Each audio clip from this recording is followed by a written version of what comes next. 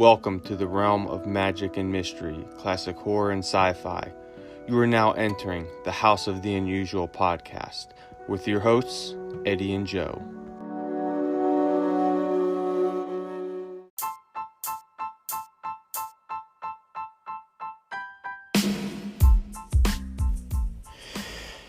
Welcome for another famous week of House of the Unusual.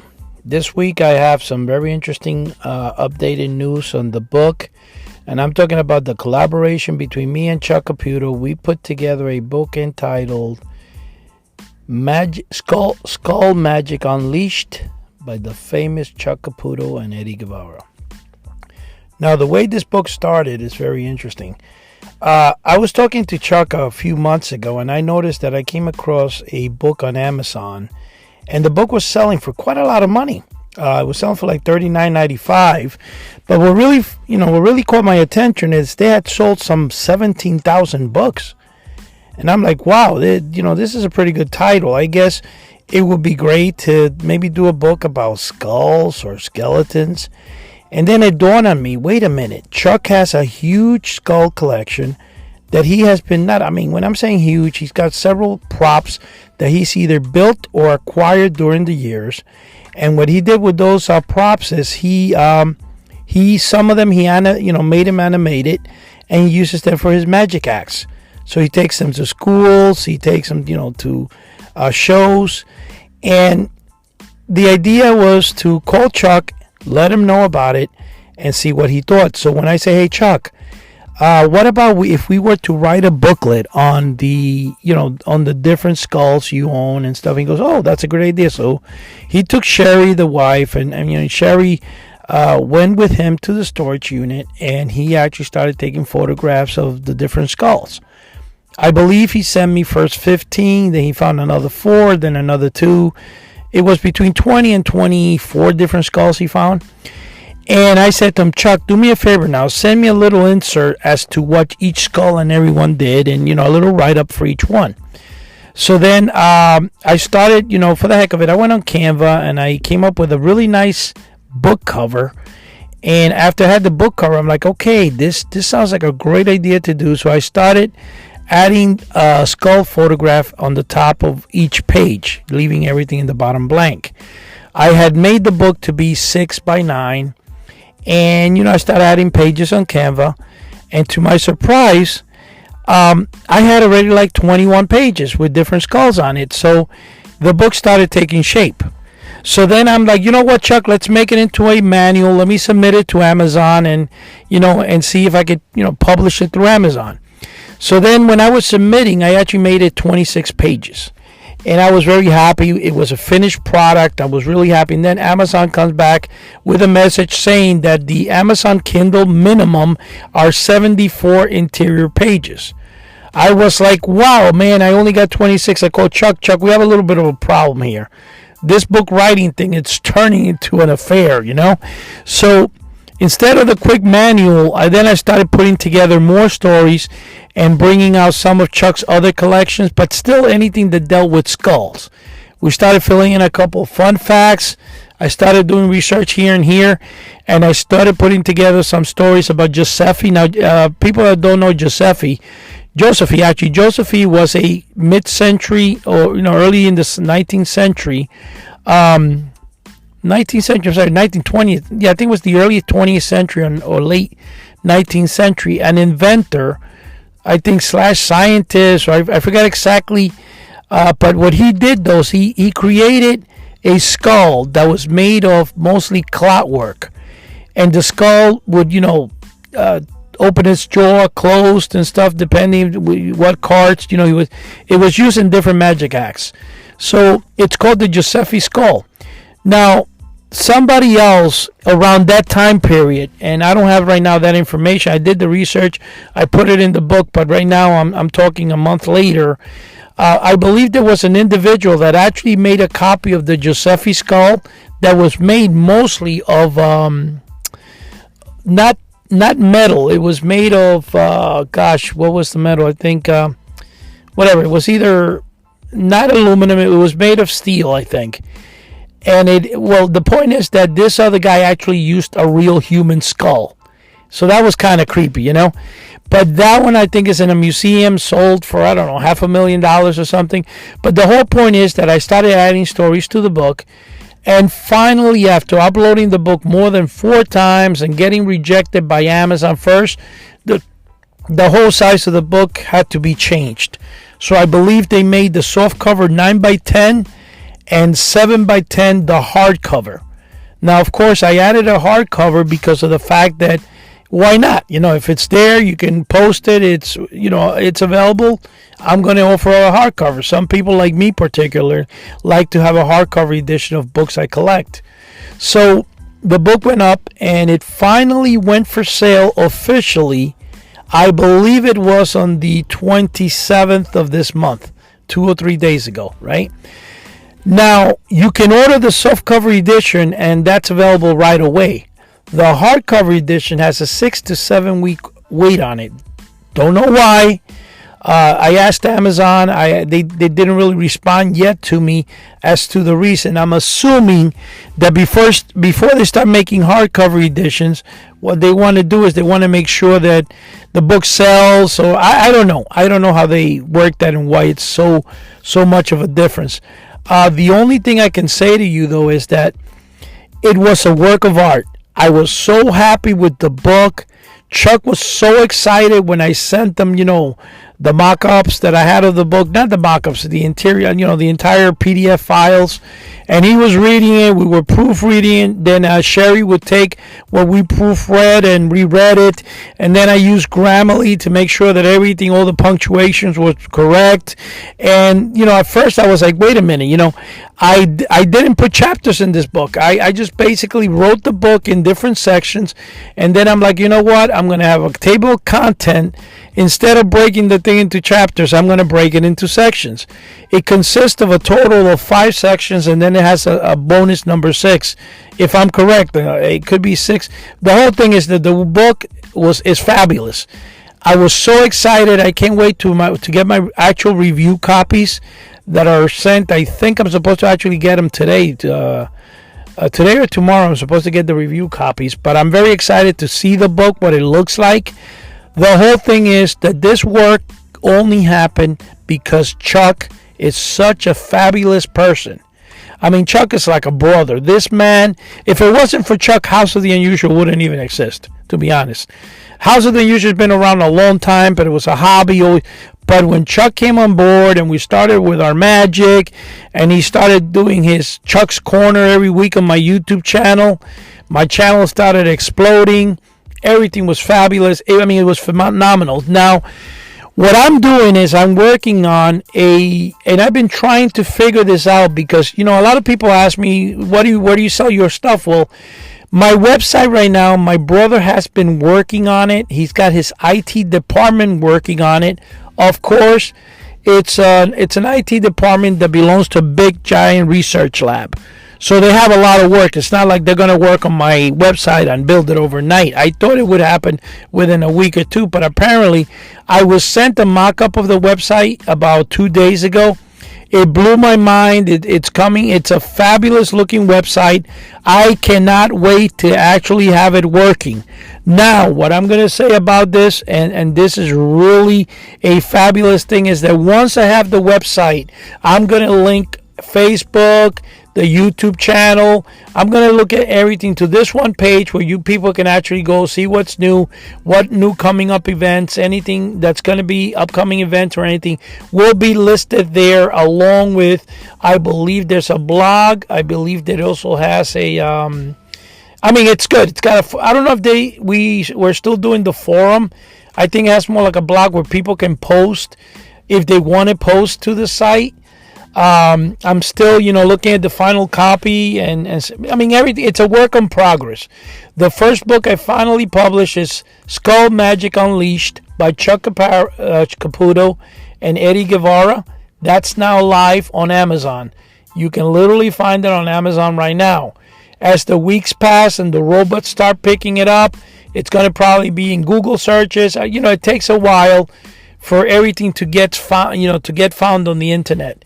Now, the other book I'm working on, which I've been working on for like 4 years now, It's called, and now this is a book, it's kind of like a second part to Mail Order Mysteries by Kirk Damaris. This book is called The 7-Foot Monster That Never Was, Those Untold Stories of Comic Book Mail Order. Now, or the Untold Stories of Comic Book Mail Order. Now, what this book is about, it has a picture of each of the items sold in comics, what people ordered, what it was, a little history behind it, how I placed orders for those products, and all that stuff. But the best thing about it is that it actually goes in details. It's going to have write-ups from people that order it, they didn't get what they expect. It's going to be a fun read. So it's going to have a lot of pages of pictures, and it's going to have a lot of pages of descriptions, and I have several people working on it, not just me. I have Cav Cavaraj, who drew the cover. He's doing an whole entire chapter. I got Joe Paflansky. Now Joe is doing the intro and a few other things, because Joe is not really a collector of those items. In fact, he was not really too aware of mail order items until he joined the club. So now his collection is growing.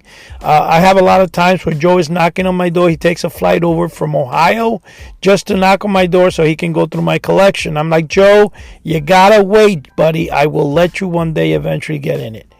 Of course, we're all joking here. But anyway, the whole thing is that, and I want to say that if it wasn't for Chuck, if it wasn't for Joe, if it wasn't for Todd Mitchin with his insight, when I call him up, I go, Todd, what do you think of my layout? If it wasn't for my brand new found friend, Richard Hilliard, who's been in my show several times, I would never, and I'm saying I would never have come up and done everything that I've done. In fact, because of Richard Hilliard, now I was going to do this Chiller Theater convention. It was going to be my very first convention ever in the novelty field. I've done conventions, but I'm saying selling novelties and mail order products.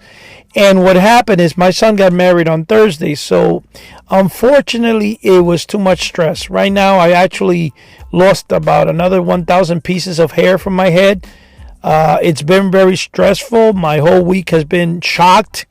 I'm trying to get back to normal. And I really did not want to go into let's put up a table, let's gather stuff, and especially with Chiller, because there are a lot of people that are holding tables that told me that a lot of times they're waiting in line 2-3 hours before to start setting up, and they're into half of the show and they're still setting up their table.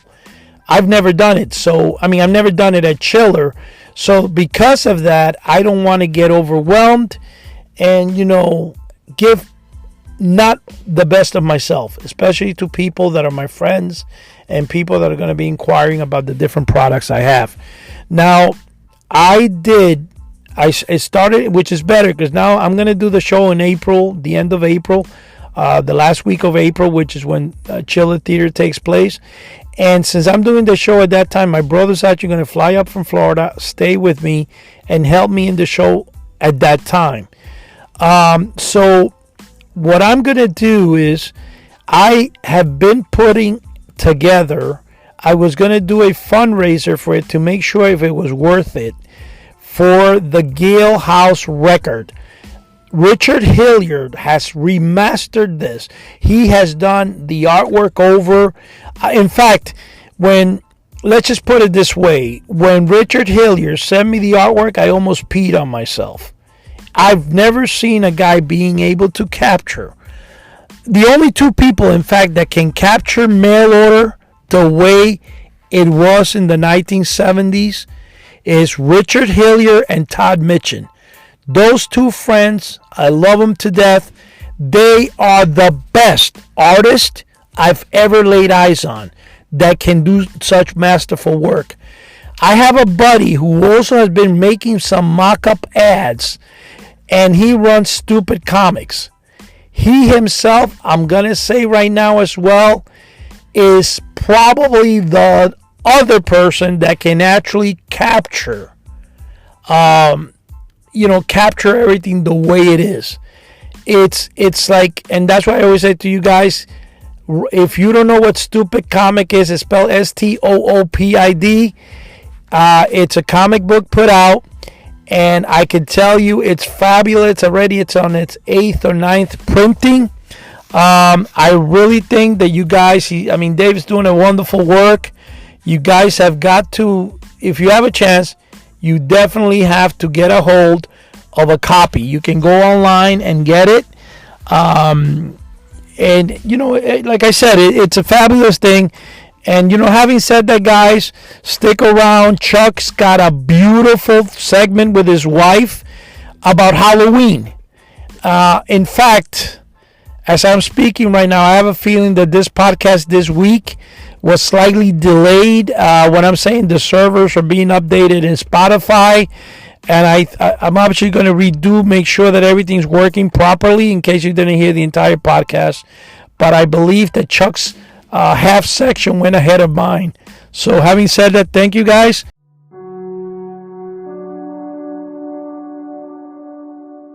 Okay, Chuck and Cheri, go ahead.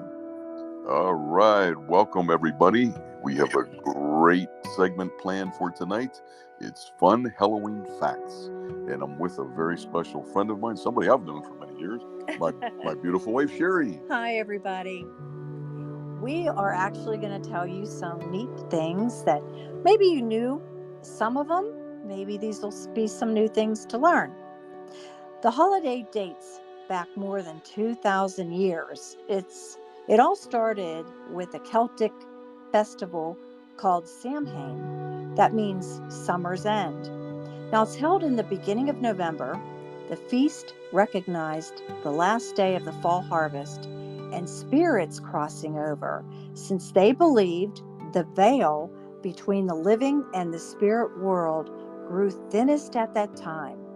People in Ireland, the United Kingdom, and northern France used to ward off ghosts by lighting sacrificial bonfires and, you guessed it, wearing costumes to trick the spirits, according to History.com. Wow, pretty spooky stuff. Trick-or-treating has existed since the medieval times, taking candy from strangers on one night a year and one night only isn't a new or uniquely American tradition. Back then it was known as guising. It was in Scotland and Ireland primarily. Young people dressed up in costumes and went door to door for food or money in exchange for performing songs, poems, or other tricks. Today the tradition has morphed into children to getting dressed up and asking for candy. Now, hardly anyone sings for their mini Snickers these days, but a simple thank you will go a long way. Yeah, this one's cool. Some Halloween rituals used to be geared towards finding a husband. During the 18th century, single ladies devised Halloween traditions that were supposed to help them meet their romantic match. According to History.com, women used to throw apple peels over a shoulder, hoping to see their future husband's initials in the pattern they made when they landed. When bobbing for apples at parties, the winner would supposedly marry first. But the most spookily, they even used to stand in the dark room, holding a candle in front of a mirror to look for their future husband's face to appear in the glass. Bloody Mary who? You remember that. Wow. Is that what you did? Did you throw apple peels over your shoulders? Immigrants helped popularize the holiday in the United States. Nice. When the Irish fled the potato famine that devastated their country in the 1840s, they brought their Halloween traditions with them. The celebration spread across the country until the mischievous Halloween pranksters reached an all-time high in the 1920s. Some believe community-based trick-or-treating became popular in the 1930s as a way to control the many pranksters. Well, they had some sugar rationing during World War II that paused the trick-or-treating. Because of the shortage of the sweet stuff, trick-or-treating wasn't as big of a thing during World War II. After the rationing ended, it was all systems go on candy collecting front.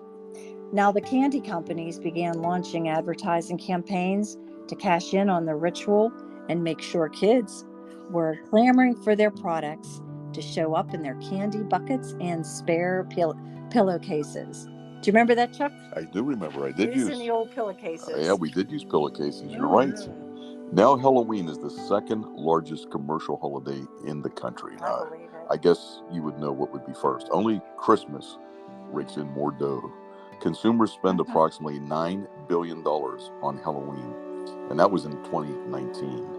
And the stats on this came from the National Retail Federation.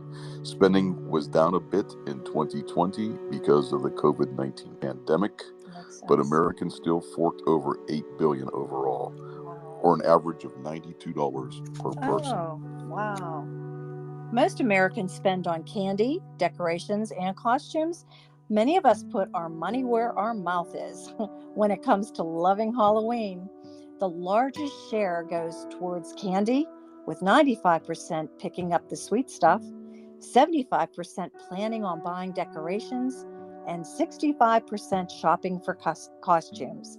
Overall, Americans spent an average of $1,048 on winter holidays back in 2019.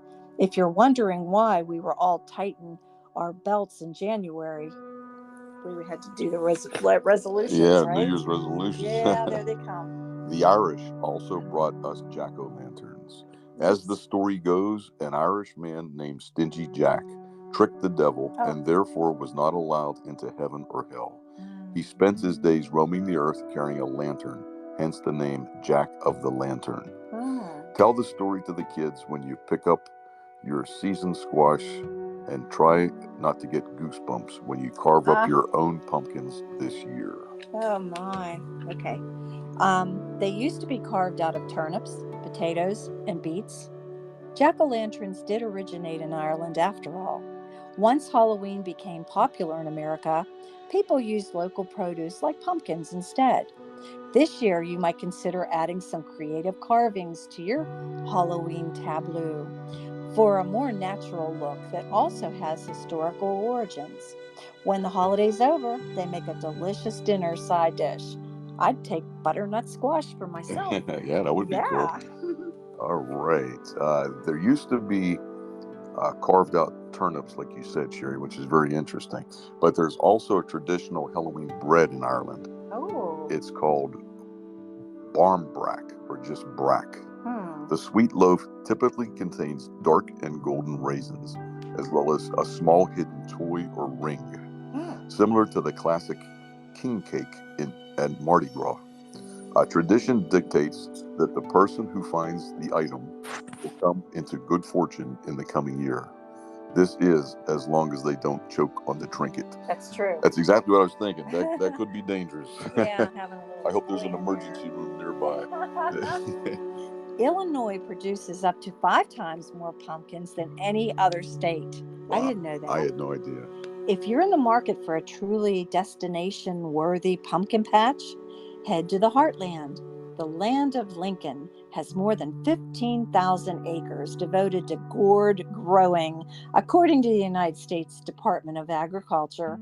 Those Illinois farms typically grow more than 500 million pounds of pumpkins annually. Wow. That's a lot of pumpkin pie. That's a lot of pumpkin pie. Candy corn was originally called chicken feed. Oh my. The Gullet's Confectionery Company originally sold the polarizing treat in boxes with a rooster on the front in order to appeal to America's agricultural roots, according to National Geographic. The sugary recipe has gone largely unchanged since the 1880s. Love them or hate them, you can't argue with this kind of consistency. And I do not like these. No, I could leave them. Yeah, these are terrible. Yes. Now, Monster Mash. That song once reigned supreme on the Billboard charts. Bobby Boris Pickett reached number 1 on the Hot 100 in 1962, just before Halloween, and hit the charts again in 1973, but this time it was in August. You might even say it was a graveyard smash. That was a cool song. That is a cute song. So cool. This is kind of hard to pronounce. Okay, head to Walamalolo Country Farms in Oahu. I assume this is Hawaii. Wow. To pick pumpkins while you're on the islands. When you live there or need a taste of home on vacation, looking for squash in Florida, try the Pick and Patch in Dunalun. It's a watermelon farm the rest of the year, but pivots to pumpkins to cash in on the seasonal appeal. Now that's a good idea. Yeah, definitely. Now here, this is interesting. The Michael Myers mask in the movie Halloween has a fascinating backstory. The famous horror movie villain comes from surprisingly innocent roots. When shooting the original 1978 film, production designer Tommy Lee Wallace picked up two masks from, guess where? A Hollywood Boulevard magic shop. Oh, now we're talking. Yay! A clown mask and William Shatner as Captain Kirk in Star Trek. Wow, that Isn't that amazing? That really flipped me out when I found this out. If you look closely at Michael Myers, you can see the Shatner face, definitely. Resemblance, yeah. Absolutely. Wow. The fastest pumpkin carver ever took 16.47 seconds. His name is Stephen Clark of New York and holds the Guinness Book of World Records. Amazing. Having speedily carved his lantern in October 2013, he nabbed the jack-o'-lantern title, and it was a complete face, including eyes, nose, mouth, and ears. Now, there's no mention whether the expression was silly or scary, but I hope he didn't lose any fingers on that. I hope not. That was pretty quick. Now, New York City throws the biggest Halloween parade in the U.S. On an average year, the event draws more than 2 million spectators and includes thousands of participants joining in as the route winds through Greenwich Village. It all began as the brainchild of Greenwich Village resident and puppeteer Ralph Lee, who just wanted to have a whimsical walk from house to house for his kids and their friends. When a local theater got wind of it, they joined in and expanded the event. It's gotten bigger, more creative, and more theatrical just about every year since. I think I remember this guy. I saw a few Ralph Lee? documentaries. Yeah, he was very creative, and I think he makes marionettes. If I'm Cool. thinking of the same guy. Here's something that really surprised me. Skittles are the top Halloween candy. Who knew? I didn't believe that was true. It is not chocolate. It's not. No, the bite-sized fruit candies outranked M&M's, Snickers, and Reese Cups. Can't believe it. That's surprising because my favorite is Reese Cups, and I think a lot of people love them. Love it. Now let's see here. And even though candy corn made the top 10, the tricolored treats also ranked the worst Halloween candies, according to CandyStore.com. No wonder Halloween night candy trades get so intense. That is true because our kids, Cheri, they used to trade. Oh, yeah. They used to trade their candy. Yeah, they used to give you the Reese's all the time, right? Yeah, they did. Okay, a city in Canada banned teens over 16 from trick-or-treating. According to CBC, now, anyone over the age of 16 caught trick-or-treating in Bathurst, Canada, faces up to a $200 fine. The city also has a curfew for all residents. So even those under 16 aren't allowed out after 8 p.m. on Halloween. The rules were instituted to curtail after-dark mischief after a rash of pranks. Now, that's a surprising ordinance there. Yeah. Maybe they can overturn it. Yeah, I think something like that can be challenged. All right, here's something right up my alley. Harry Houdini died on Halloween in 1926, which I just talked about that on the last podcast. The famous magician, illusionist, and entertainer died from peritonitis caused by a ruptured appendix. Now, this guy was a very mysterious man, and he was absolutely brilliant. And there's multiple contradicting reports. Some say the band of angry spiritualists poisoned him. Others say that the student punched him in the stomach, which this is true. I think his last name was Whitehead. I'm not sure, but Harry Houdini claimed that he could take a punch, and which he could, but he did not have time to prepare for this. So this guy snuck up on him and hit him real hard, and it probably caused his appendix to burst. That's true. That could. So whatever happened, we can all agree that dying on Halloween is very, very strange indeed. Oh, yes. Now, some shelters, animal shelters, used to suspend black cat adoptions for Halloween. They feared that the animals were in danger from satanic cults that wanted them for nefarious purposes in the days leading up to Halloween. Now, though shelters have gone in the opposite direction, many even promote black cat adoptions in October, but they're using the pre-adoption screening and interview process just to weed out anyone with less than snuggly intentions. Interesting. Very, Yeah. very, very. We got a couple more things, and let's see here. Okay, Keene, New Hampshire holds the record for the most jack-o'-lanterns on display. Wow. In October 2013, the city broke the record with 30,581 lit pumpkins displayed around town.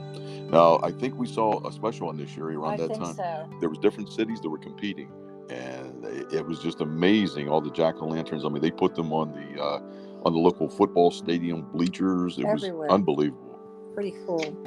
Now, the night before Halloween is they call it Mischief Night or Goosey Night. And here in Pittsburgh, we know it as Devil's Night. For those who lived on the East Coast and the Midwest, it's probably not news to you that lots of teens and tweens pull pranks on October 30th. But from toilet papering the trees outside someone's house to egging cars and then maybe more dangerous capers, the tradition never really made its way to the West Coast.